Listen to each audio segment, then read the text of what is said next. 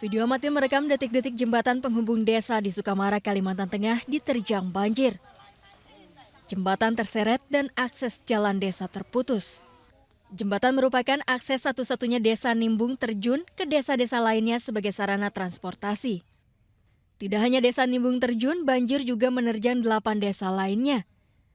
Pejabat Bupati Sukamara, Kaspinor, mengatakan dampak banjir terus didata, termasuk kerusakan permukiman dan infrastruktur. Data sementara, ratusan rumah dan ribuan warga terdampak banjir. Relatif aman, ya, tidak ada yang sakit, tidak ada yang terlalu meresahkan, dan sudah bisa ditampung oleh Pak Camat bersama-sama dengan Pak Kades di lingkungan yang paling dekat dengan daerah-daerah mereka. Dan kami juga terima kasih ya dari jajaran Forkopimda yang juga tentunya ada Kapolsek, ya, ada dan Ramil dan seluruh jajaran yang terlibat, ya, Forkopimda juga, dan kemudian dibantu oleh masyarakat dan dinas terkait, ya, yang sudah mengantisipasi hal-hal yang demikian. Nah, karena ini hujan kita juga diprediksi juga diperkirakan sampai bulan 4, ya, tentunya dari pengalaman ini kita sudah harus segera melakukan penyesuaian. Selain jembatan, banjir juga merusak kantor desa, puskesmas, gedung sekolah, dan jalan raya lintas Kalteng. Pemda pun mulai bergerak menyalurkan bantuan ke titik-titik terdampak banjir. Dari Kabupaten Sukamara, Kalimantan Tengah, Sigit Zakwan Pamungkas melaporkan. Dua mobil wisatawan terlibat kecelakaan di Jalan Nasional Rembang Belora, Jawa Tengah. Belasan penumpang terluka, diantaranya anak-anak.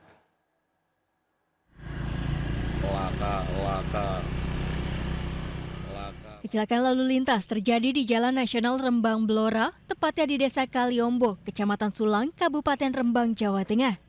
Kecelakaan melibatkan sebuah mobil elf rombongan wisatawan Kabupaten Grobogan dengan satu angkutan kota berpenumpang wisatawan dari Kabupaten Rembang.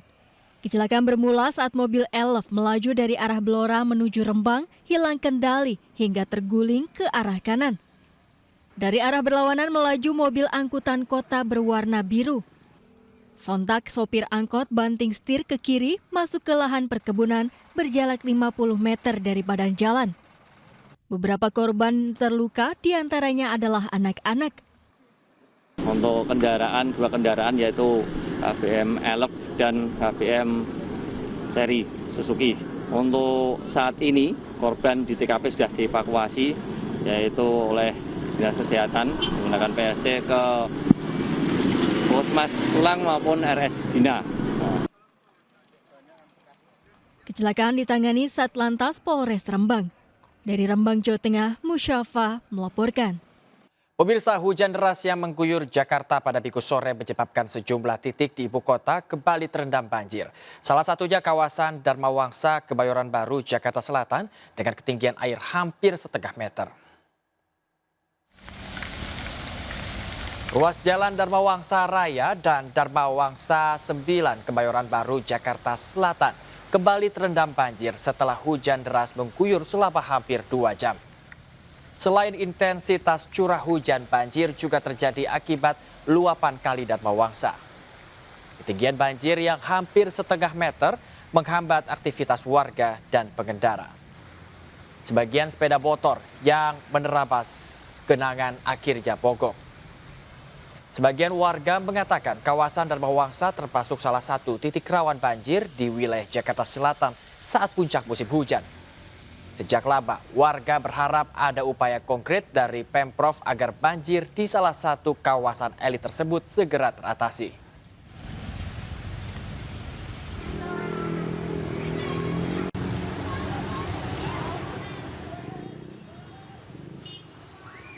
Banjir juga melanda ruas jalan Ciledug Raya, tepatnya di perempatan Seskual Kebayoran Lama, Jakarta Selatan.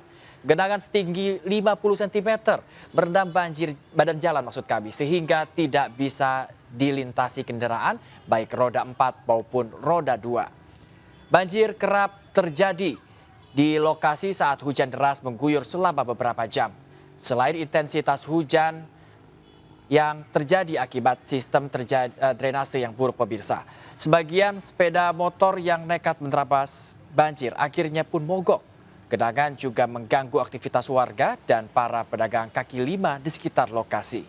Untuk mempercepat banjir surut, suku dinas tata air mengerahkan mobil penyedot air.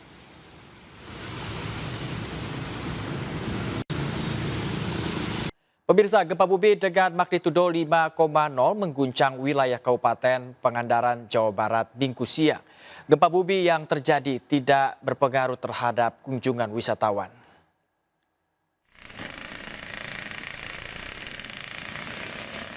Berdasarkan laporan BMKG, gempa Pangandaran terjadi pada pukul 11 siang dengan magnitudo 5,0.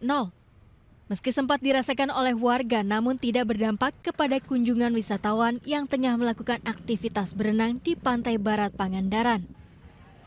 Wisatawan mengaku gempa yang dirasakan cukup kecil dan tidak berpotensi tsunami sehingga memilih melanjutkan liburan. Ya kalau misalnya kerasanya besar ya pasti ada masalah. Tapi tetap menginap di sini ya? Ya. Mungkin dengan alasan apa nih? Ya karena kan kita udah check-in juga kan di hotelnya, jadi otomatis lah nggak akan gugur gitu lah.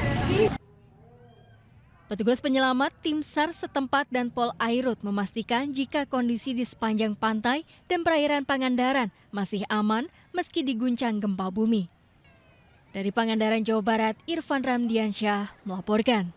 Pemirsa, Gunung Marapi di Agam, Sumatera Barat kembali erupsi disertai suara letupan keras saat letusan terjadi. Letusan Gunung Marapi sempat membuat panik warga.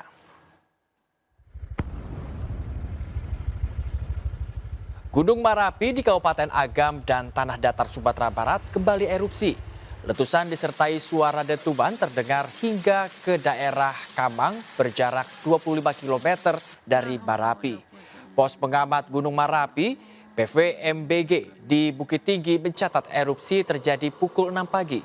Waktu Indonesia bagian Barat dengan tinggi asap letusan mencapai 1.500 meter. Gunung Marapi saat ini berstatus waspada atau berada pada level 2 di atas aktif normal. Sejak erupsi pada 3 Desember lalu, hingga Sabtu 30 Desember, Gunung Marapi telah meletus 107 kali. Hujan abu vulkanik erupsi Gunung Marapi, masyarakat dihimbau menggunakan masker.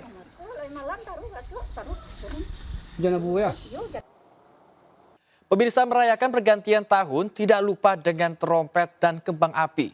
Di Jombang, Jawa Timur, tahun baru menjadi berkah tersendiri bagi perajin trompet.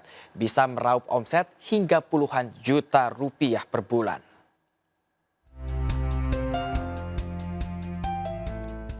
Berkah akan datangnya momen tahun baru kembali dirasakan oleh Adi Susanto, 26 tahun, warga Desa Mojowarno, Kecamatan Mojowarno, Kabupaten Jombang, Jawa Timur. Di momen ini, Adi rutin kebajiran pesanan trompet untuk perayaan malam tahun baru. Pesanan trompet tak hanya datang dari Jombang saja, tapi juga dari berbagai daerah lain seperti Kediri, Mojokerto, hingga Surabaya. Usaha membuat trompet ini sudah dirintis oleh Supriyadi, ayah Adi, sejak belasan tahun silam. Itu sebabnya setiap tahun baru datang, pelanggan yang memesan trompet rutin berdatangan dari berbagai daerah. Mayoritas pembelinya adalah para pedagang yang membeli trompet untuk dijual kembali. Untuk memenuhi pesanan tersebut, sejak 2 bulan lalu, Adi dengan dibantu oleh anggota keluarganya sebagai karyawan harus bekerja keras membuat tak kurang dari 200 buah trompet per hari. Awalnya bantu orang tua, berkelanjutan, terus saya jual lagi lewat online dan hasilnya lebih memuaskan, Mas. Di momen jelang Natal Tahun Baru ini seperti apa kondisi pembelian, Mas? Alhamdulillah, Mas. Masalah peningkatan 75%, Mas. Terus pesanan lebih banyak lagi dari tahun ke tahun. Penggulungan ini paling sulit, butuh telaten, tekun, dan giat. Harga trompet buatan Adi dijual dengan harga bervariasi. Bagi yang membeli kurang dari 500 buah, dijual dengan harga Rp10.000. Sementara bagi pelanggan yang membeli lebih dari 500 buah, dijual dengan harga lebih murah, yaitu Rp9.000 per buah. Dibuat apa, Pak? Dijual lagi. Ya karena sudah langganan dan karena kualitasnya. Lumayan sangat banyak. Tiap kesini ngambil berapa biji trompet Pak biasanya Pak? 500.000.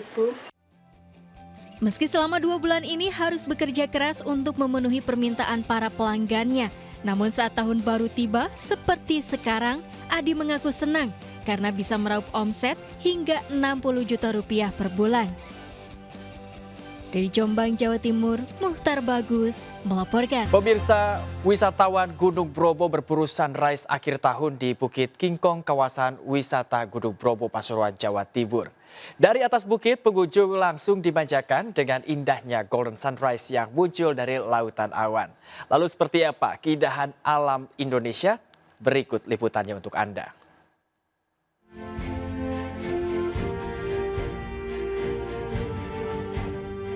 Indahnya alam Indonesia. Lautan awan serta siluet dari pegunungan kawasan Bromo Tengger Semeru memanjakan mata dari atas Bukit Kingkong, kawasan Gunung Bromo, Pasuruan, Jawa Timur.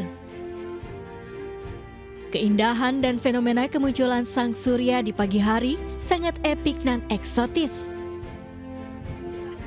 Wisatawan juga bisa menyaksikan lautan awan seperti kapas yang melayang sekaligus menikmati udara yang sejuk. Tak heran, Golden Sunrise Bromo ini menjadi incaran para sunrise lovers, baik domestik maupun mancanegara. Memiliki ketinggian 2.600 mdpl, lokasi Bukit Kingkong berada satu jalur menuju Penanjakan 1 dan Bukit Cinta. Namun untuk mendapatkan momen Golden Sunrise, wisatawan harus menaiki mobil jeep dan mesti berhati-hati karena harus menembus kegelapan malam dan kabut serta jalan menanjak dan tikungan tajam. Dinamakan Bukit Kingkong Bromo atau Bukit Kedaluh karena pada salah satu bagian tebing di bukit ini terlihat menonjol seperti kepala dan wajah kingkong.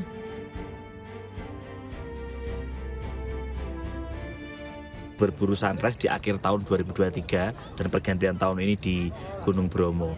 Ya walaupun tadi jalannya sedikit licin dan banyak yang jatuh tadi sih, tapi terbayarkan juga karena view pemandangan sangat bagus dan disuguhkan matahari terbit tadi itu keren banget. Jalannya licin untuk sampai ke spot ini. Tapi nggak akan sia-sia dengan hasil view yang sangat mengagumkan sekali. Area spot sunrise Bukit Kingkong mudah diakses para wisatawan karena cukup berjalan kaki dari area parkir kendaraan yang berjarak sekitar 100 meter. Tetap berhati-hati karena selain berdesak-desakan dengan pengunjung lain, juga jalanan cukup terjal. Dari Pasuruan, Jawa Timur, Taufik Budi Nur Cahyanto melaporkan. Sementara itu, kawasan objek wisata belanja Malioboro, Yogyakarta terus diserbu ribuan wisatawan. Peningkatan kunjungan wisatawan ini membuat arus lalu lintas di sepanjang Malioboro macet total.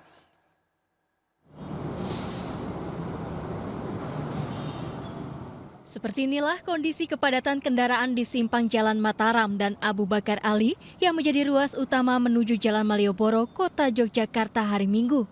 Ribuan kendaraan yang akan menuju kawasan wisata belanja Malioboro nyaris tak bergerak.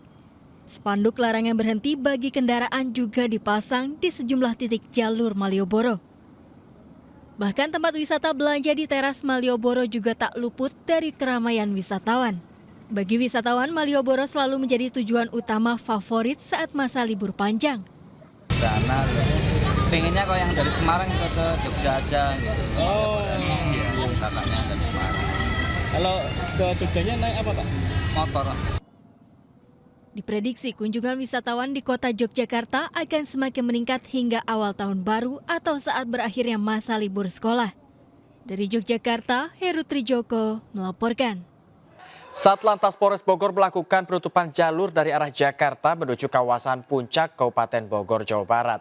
Rekayasa lalu lintas dilakukan untuk mencegah kepadatan serta penumpukan kendaraan di kawasan Puncak sebagai destinasi favorit saat malam pergantian tahun.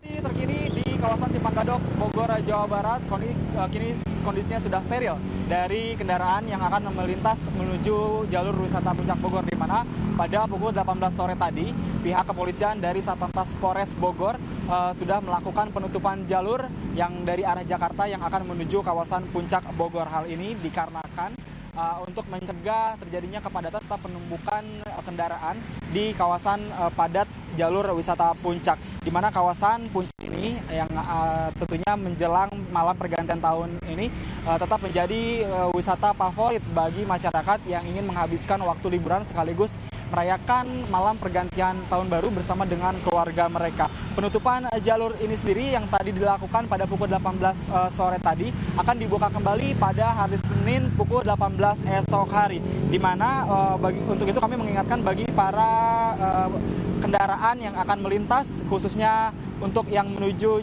ke kawasan Cianjur dan Bandung, ini akan dialihkan begitu menuju dua jalur alternatif yang telah disediakan, yaitu salah satunya di kawasan jalur alternatif Cibubur, Cilengsi, Cariu, Jonggo, dan satunya di jalan menuju jalur alternatif Ciawi, Cianjur via Sukabumi. Hal ini dikarenakan petugas ini memfokuskan lalu lintas serta akan fokus mengurai kepadatan kendaraan di jalur Puncak, khususnya yang akan turun dari arah Puncak menuju Jakarta, di mana kondisi tersebut diprediksi akan terjadi pada Senin sore hingga malam esok hari.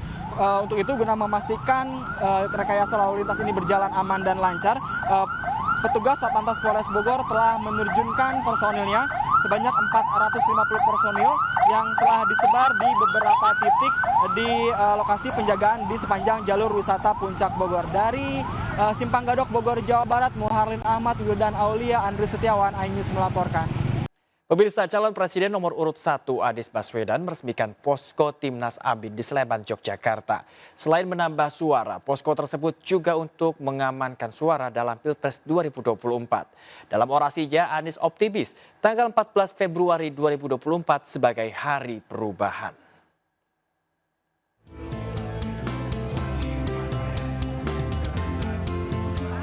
Kedatangan calon presiden nomor urut 1 Anies Baswedan di posko Timnas Amin di Sleman, Yogyakarta disambut antusias para pendukung, relawan termasuk emak-emak hingga laskar lintas partai. Anies datang untuk meresmikan posko Timnas Amin sebagai posko rakyat relawan Amin. Dalam orasinya, Anies Baswedan optimistis tanggal 14 Februari 2024 merupakan hari perubahan. Indonesia akan mengambil jalan baru untuk adil makmur bagi semuanya. Anies menegaskan kepemimpinan nasional dapat membawa integritas dan Indonesia harus tetap menjadi negara hukum. Selalu aja ada jalan-jalan baru yang tidak pernah kita duga sebelumnya, yang itu membukakan kita kepada optimisme bahwa insya Allah 14 Februari akan kita sebut sebagai hari perubahan Indonesia. 14 Februari hari apa? Perubahan. Kita tetapkan itu sebagai hari perubahan. Di mana Indonesia akan mengambil jalan baru untuk adil makmur bagi semuanya. Terkait peresmian posko Timnas Amin, Anies berharap posko rakyat relawan Amin dapat menambah dan mengamankan suara yang diperoleh dalam Pilpres 2024. Dari Sleman, Yogyakarta, Gunanto Farhan melaporkan. Sementara itu, Capres nomor urut 2 Prabowo Subianto menggelar kampanye di lapangan Rawamalang, Cilincing, Jakarta Utara. Di tengah lapangan, Prabowo bersama Bobon Santoso menggelar masak berukuran jumbo dan dibagikan ke warga. Prabowo Subianto kembali melakukan aksi dari atas sunroof mobil saat berkampanye di kawasan Rawamalang, Cilincing, Jakarta Utara. Bersama Chef Bobon Santoso, Prabowo menggelar masak dalam ukuran jumbo di tengah lapangan dan dibagikan kepada warga. Kampanye Capres nomor urut 2 tersebut tidak berlangsung lama. Sambil berjalan pulang, Prabowo kembali menyapa masyarakat lewat mobil sambil membagi-bagikan kaos. Prabowo juga melepas kemejanya dan melemparkan ke kerumunan. Seorang perempuan yang mendapat kemeja, Prabowo yakini Megawati mengaku senang. Kemeja dari tokoh idolanya tersebut akan diberikan kepada ayahnya. Sebelumnya Prabowo juga berkampanye dengan memasak besar bersama chef di Kalibaru, Jakarta Utara.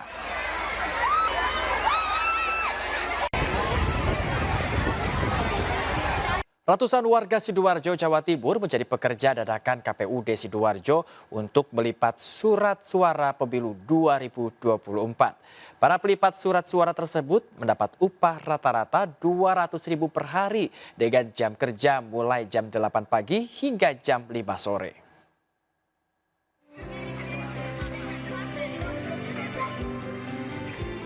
Suasana gudang logistik pemilu KPUD Sidoarjo, Jawa Timur tampak berbeda dibanding sebelumnya. Ratusan warga Sidoarjo kini menjadi pekerja dadakan KPUD Sidoarjo sebagai pelipat surat suara pemilu 2024. Setiap hari mulai pukul 8 pagi hingga 5 sore ratusan pekerja yang berasal dari berbagai daerah tersebut secara berkelompok melipat surat suara. Ada sekitar 300 warga Sidoarjo yang direkrut dan mereka bekerja dengan sistem kelompok, yakni 5 orang per kelompok.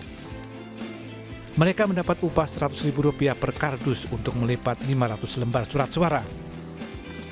Dari pembagian kerja kelompok, rata-rata para pelipat surat suara tersebut mendapat upah Rp200.000 setiap hari. Katakan mas, katakan. Berapa? 100.000. 100.000 ya. Per dus dikerjakan berapa orang? 5 orang. 5 orang ya? Iya. Berapa lembar satu dus itu mbak? Satu dus itu berarti 500. 500 ya? Iya. Sehari berapa dus mbak? Enggak tentu mas. Sehari biasanya kemarin berapa? 10 dus. 10 dus sehari? Iya. Berarti sehari 100.000 kali 10? Iya. Bagi orang 5. 1 juta? Iya. 1 juta dibagi? Orang 5. Orang 5 ya? Para pekerja dadakan tersebut tidak hanya melipat surat suara, mereka juga menyeleksi surat suara yang akan dilipat untuk mengetahui surat suara yang rusak. Dari Sidoarjo, Jawa Timur, Pramono Putra melaporkan. Pemirsa, memasuki tahun baru 2024, kita tentu berharap banyak hal dan harapan baru dapat segera kita wujudkan. Tentu saja, penampilan dan tren baru termasuk dalam berbusana bisa membangkitkan semangat baru dan tampil lebih percaya diri. Nah, apa saja yang diperkirakan akan menjadi tren fashion atau busana di tahun 2024 ini? Berikut laporan khas Vloganza tentang tren busana 2024 bersama Hadisti Arifah dan Jebi Jasin.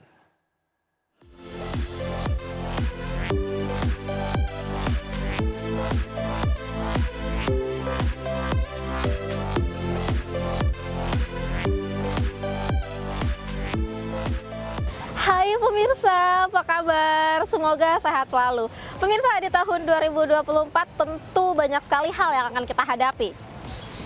Sejumlah penemuan, inovasi, dan terobosan baru akan kita temui dalam berbagai bidang. Tak terkecuali pada mode fashion atau busana yang diperkirakan akan menjadi tren di tahun 2024.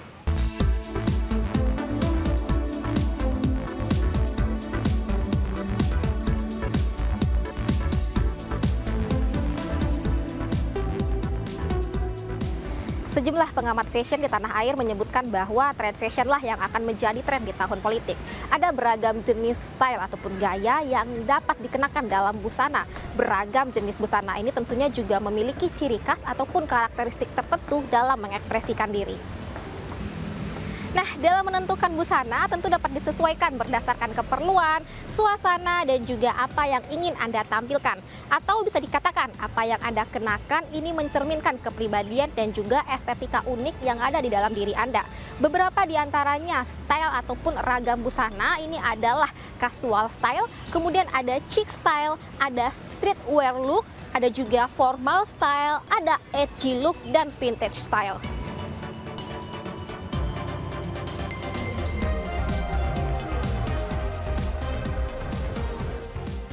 Selain model dan gaya, bahan yang digunakan juga menentukan penampilan dari fashion yang kita kenakan. Misalnya saja, material untuk kebutuhan sehari-hari tentunya akan berbeda dengan material yang kita butuhkan untuk acara resmi. Ada beberapa bahan atau material yang dapat digunakan dalam membuat busana. Di antaranya ada spandex, kemudian ada polyester, ada fleece, ada sutra, kemudian ada wool, ada juga katun dan denim.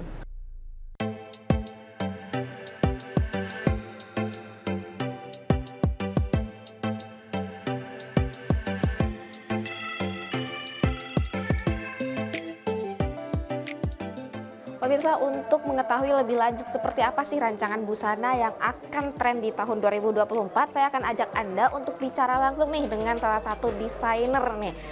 Halo Mbak Yanti. Halo Mbak Yanti. Mbak Yanti, aku mau ngobrol-ngobrol nih sama Mbak Yanti soal tren fashion nih yang akan menjadi tren di tahun baru nanti nih Mbak Yanti.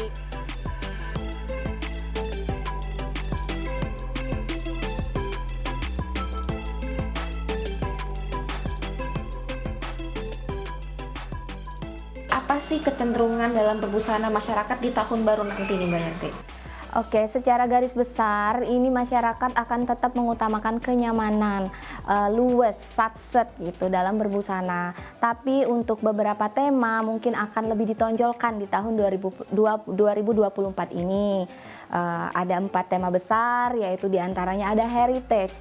Kalau flashback ke belakang mungkin terlalu banyak informasi dari internet atau dari mana yang kita bisa dapat, orang-orang tuh kayak lelah gitu, terlalu banyak tips, trik and match, akhirnya mereka akan kayak lelah. Ya udah, aku kembali aja ke heritage gitu. Jadi akan mencintai produk lokal, itu pasti masih ada di 2024 ini. Apa sih nanti yang akan juga ikut menjadi tren nih? Untuk 2024 nanti tentunya berhubungan dengan kenyamanan yang tadi sudah aku ceritakan, pasti bahan-bahan yang ringan itu akan menjadi bahan favorit gitu. Printing masih jadi bahan favorit juga. Terus juga akan disesuaikan dengan tema-tema atau event-event yang ada. Ada beberapa faktor nih yang akan menjadi pertimbangan seseorang dalam menentukan gayanya sendiri. Nah, apa nih Mbak mungkin faktor-faktor itu Mbak? Yang pasti kepribadiannya sendiri. Dia sukanya kemana, apakah dia orangnya elegan, apakah dia suka pakaian yang feminim atau pakaian yang seksi, eksotik, itu balik lagi ke masing-masing orangnya. Kanan gitu ya Mbak, ya gimana nyamannya kita.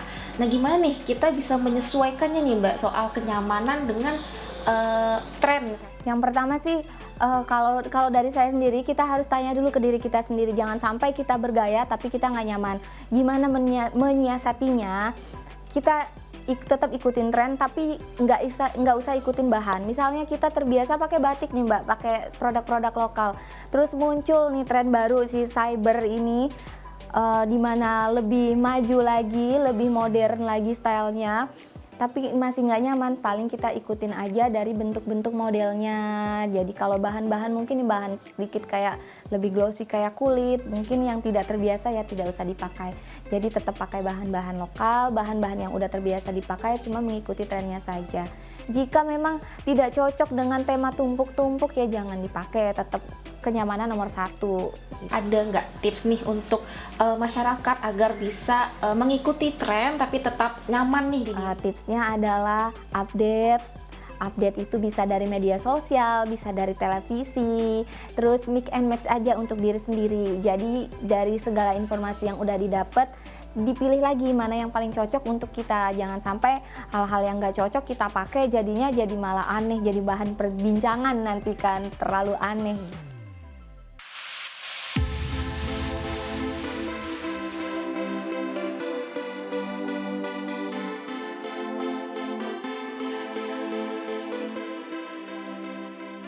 Pemirsa, saya juga akan ajak Anda untuk bertanya nih kepada warga terkait perkembangan tren fashion nih, khususnya dalam menyambut tahun baru 2024. Halo Mbak. Halo. Mbak, dengan Mbak siapa nih Mbak? Aku Tata. Oke, Mbak Tata, aku mau tanya nih terkait perkembangan fashion nih Mbak, apalagi untuk tahun baru 2024. Nah Mbak Tata, apakah ini tipe orang yang mengikuti perkembangan tren fashion atau seperti apa nih Mbak? Kalau aku sendiri itu ngikutin banget sih Mbak, karena menurut aku fashion itu nomor 1 gitu. Oke. Nah Mbak, ini untuk Mbak Tata sendiri nih secara pribadi sehari-hari atau biasanya ini mengenakan tipe busana yang seperti apa nih Mbak? Kalau aku karena aku ngantor, jadi yang semi formal tapi oke juga. Kadang kan abis ngantor kita hang out atau nonton, jalan, makan gitu. Jadi harus oke di kantor juga di jalan. Oke.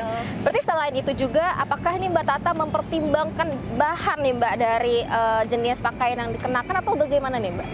Pasti dong, kalau bahan, kalau aku suka yang kayak gini, yang silk, yang nyaman dipakai, kelihatannya juga oke. Gitu. Nah Mbak, ini kan terkait outfitnya Mbak, apakah harga nih Mbak menjadi pertimbangan juga nih untuk Mbak Tata dalam mengenakan tren fashion sehari-hari nih Mbak? Sebenarnya iya, tapi kadang-kadang enggak. Harga ya kalau bagus dan murah kenapa enggak? Oke, Mas Ferdinand sendiri ini memiliki jenis style atau penampilan yang seperti apa nih Mas sehari-harinya? Untuk jenis penampilan sih menyesuaikan sama hari Mbak ya. Biasanya kalau untuk hari Senin sama Jumat, saya ngikuti sesuai SOP kantor, ya secara formal, pakai kemeja, pakai celana jeans. Terus juga kalau di rumah atau di Sabtu Minggu, biasanya saya pakai bahan-bahan kaos atau bahan-bahan yang simple lah. Oke. Nah ini kan selain model dan juga fashion, bahan juga menjadi salah satu yang menentukan penampilan nih Mas ya. Nah Mas Ferdinand sendiri ini biasanya lebih nyaman mengenakan pakaian yang berbahan seperti apa Mas? Untuk pakaian yang berbahan seperti katun, yang tebal juga sih Mbak biasanya. Gitu. Oh gitu. Oke, baik Mas, ini kan selain juga penampilan, selain bahan, model, harga, kan ini juga tentunya menjadi pertimbangan. Nah, apakah Mas Ferdinand sendiri ini juga mempertimbangkan harga nih Mas untuk penampilan sehari-hari nih Mas? Iya betul, kalau untuk harga saya juga mempertimbangkan Mbak, kan soalnya juga menentukan sama bahan untuk kulit juga ya. Nah jadi agak sensitif juga kalau pemainnya bahannya terlalu tipis atau terlalu kasar gitu sih Mbak.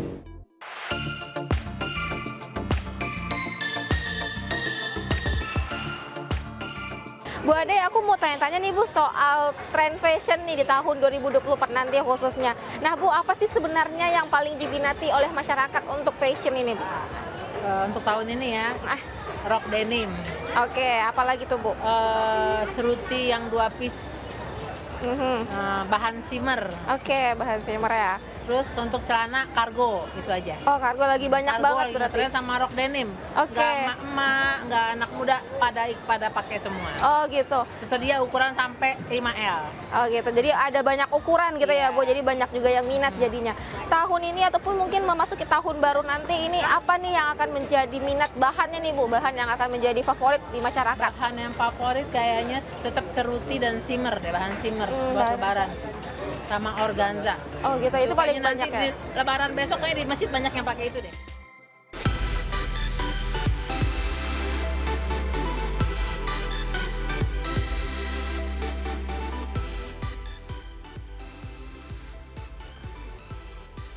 Gaya berbusana kita boleh jadi mencerminkan kepribadian kita, namun tren dan juga kecenderungan berbusana masyarakat juga dapat dipengaruhi oleh berbagai faktor. Cuaca, suasana, dan mood juga dapat mempengaruhi cara kita berbusana. Nah, di tahun 2024, selain sejumlah resolusi yang telah ditetapkan, kita juga dapat mengubah cara berbusana kita agar dapat membawa suasana yang baru dan mengikuti tren yang ada. Selamat Tahun Baru 2024. Semoga di tahun baru ini kita mendapatkan suasana baru yang lebih baik lagi. Saya Distia Rifa dan juru kamera Jamie Yasin. Sampai jumpa di Vloganza berikutnya. Ya, pemirsa, sebuah pameran cuci gudang terbesar digelar di Jakarta. Pengunjung juga bisa bersantap kuliner hingga menonton konser musik dalam acara yang rutin digelar tiap tahun ini. Cocok sekali bagi Anda yang ingin menghabiskan libur akhir tahun bersama keluarga. Berikut informasinya.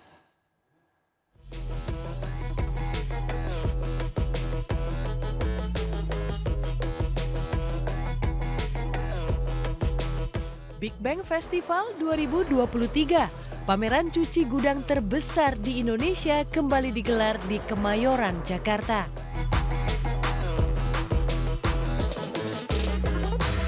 Kali ini ada yang berbeda, dengan harga tiket masuk yang jauh lebih murah, yaitu Rp15.000 per orang. Anda sudah dapat masuk dalam acara yang selalu digelar di akhir tahun.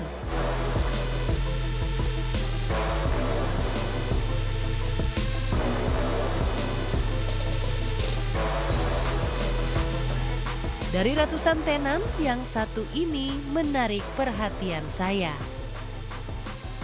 Pemirsa, siapa sih yang gak mau beli sepatu dengan brand ternama hanya mengeluarkan uang 200 ribuan aja nih? Nah, Lihat nih, warna pink lucu banget pemirsa.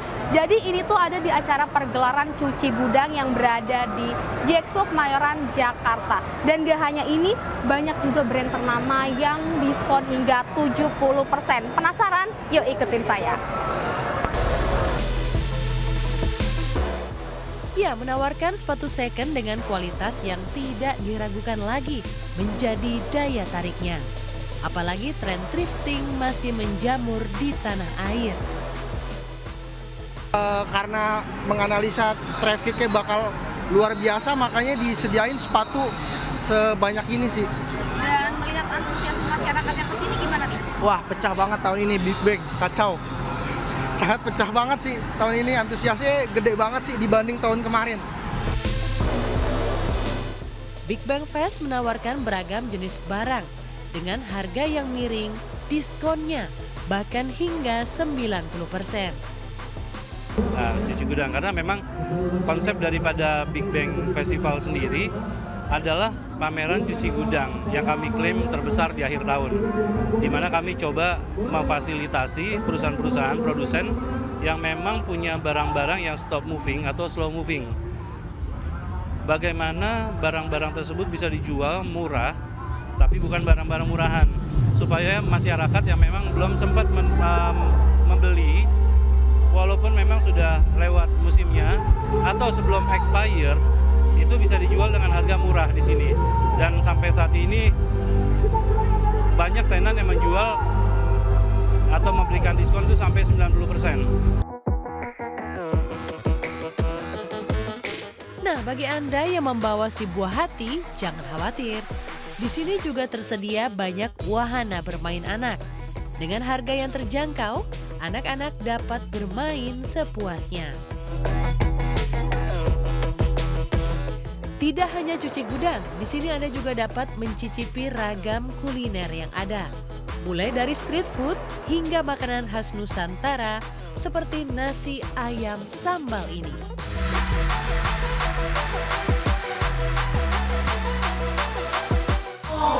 Setelah lelah keliling-keliling melihat pameran, kayaknya enaknya kita makan nih pemirsa. Nah, di sini juga menjajakan beragam macam kuliner mulai dari cemilan, Korean food, dan tentunya juga ada makanan tradisional seperti yang terlihat di depan saya nih. Jadi di sini ada ayam goreng sambal sama es jelly nih. Kayaknya enak ya pemirsa. Nah, langsung kita coba. Gurihnya ayam goreng ditambah dengan sambalnya yang pas pedasnya. Enak sekali. Apalagi ditambah minuman es jelly yang menyegarkan tenggorokan. Lengkap rasanya. Semakin malam pengunjung pun semakin ramai. Acara yang satu ini sukses disambut antusias para pengunjung. Apa nih, ini rame banget ya, meriah banget. Terus banyak artis-artis yang bagus-bagus juga dari kemarin. Acara ini keren, terus banyak booth-booth yang jual makanan-makanan enak. Terus juga ada konser Tulus juga. Pemirsa, rasanya nggak lengkap nih kalau ke Big Bang Festival tapi nggak nonton konser di malam harinya. Nah, sekarang yang sedang tampil adalah band dari The Massive. Nanti bakal ada band Tulus juga. Gimana? Penasaran mau nonton? Yuk langsung ikutin saya.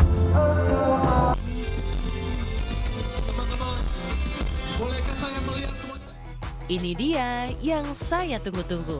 Saatnya saya menonton konser musik di mana grup band The Massive yang menghibur ribuan penonton. Lagu-lagu andalannya sukses membuat para penggemar bernyanyi bersama, termasuk saya. Dengan harga tiket konser yang bervariasi di malam hari, pengunjung bisa menikmati penampilan para musisi tanah air yang berbeda-beda tiap harinya hingga malam pergantian tahun nanti. Dari Jakarta, Nisa Sahib dan Dimas Winardi melaporkan. Partai Perindo terus membantu masyarakat di tengah tingginya harga kebutuhan bahan pokok. Salah satunya dengan menggelar bazar murah minyak goreng bagi masyarakat. Warga RT 7 RW 8 Kelurahan Gedong Pasar Rebo Jakarta Timur antusias mengikuti bazar murah sembako yang diadakan oleh Partai Perindo.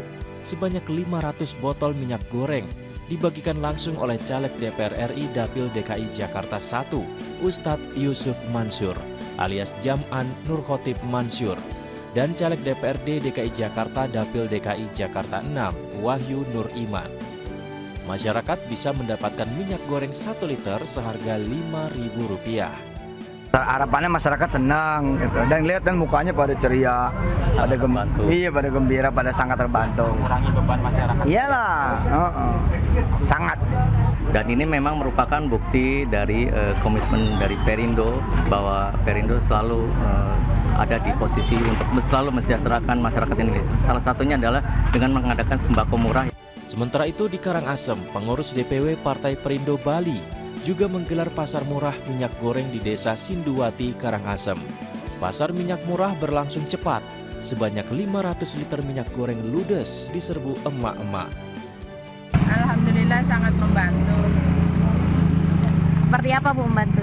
Gimana? Ya meringankan lah, hemat-hemat sedikit gitu. Hari ini kita bawa 500 spek minyak yang kita siapkan untuk kader kita, dan juga kita harapkan minyak goreng yang kita berikan itu bisa memberikan manfaat. Partai Perindo terus bergerak mensosialisasikan program partai serta menyebarkan visi misi Capres dan Cawapres nomor urut 3 Ganjar Pranowo Mahfud MD. Tim Liputan iNews melaporkan.